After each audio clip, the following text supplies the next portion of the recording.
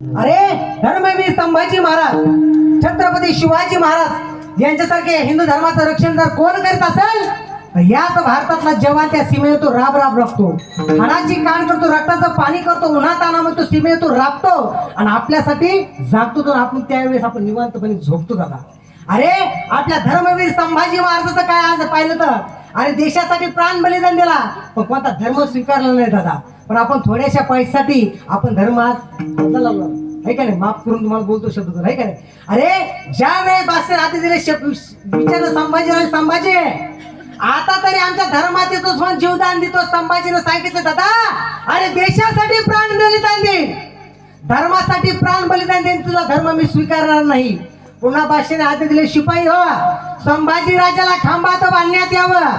आज्ञा होताच शिपाई संभाजी राजा जवळ गेले, संभाजी राजांना खांबात बांधण्यात आलं.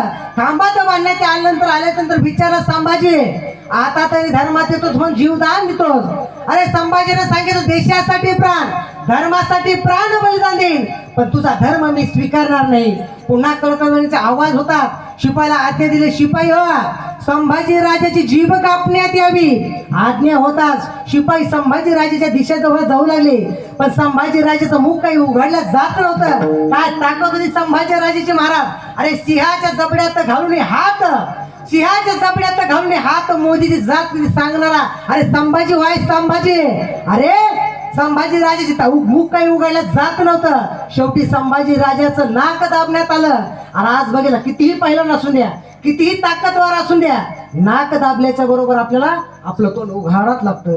त्या क्षणी संभाजी राजाचं नाक दाबण्यात आलं आणि नाक दाबल्याच्या नंतर संभाजी राजाचं मुख उघडण्यात गेलं आणि उघडल्याबरोबर संभाजी राजाची जीभ कापण्यात आली.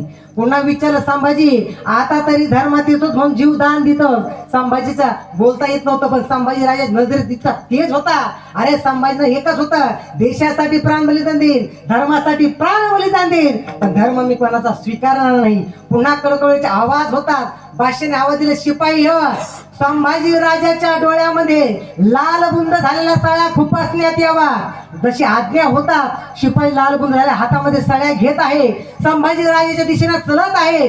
जसे जसे सळ्या जवळ येऊ लागल्या तसं तसं संभाजी राजाचं अंतःकरण जवळ येऊ लागलं होतं. अरे संभाजी राजाचे डोळे चाललं याचं दुःख नव्हतं संभाजी राजाला. संभाजी राजाला एकाच वाटत होतं अरे आज या डोळ्याने माझं स्वराज्य मला दिसणार नाही, माझी मला आई वडील मला दिसणार नाही, म्हणून याचं मला दुःख वाटत होतं. संभाजी राजे डोळे चालल्याचं अजिबात दुःख नव्हतं.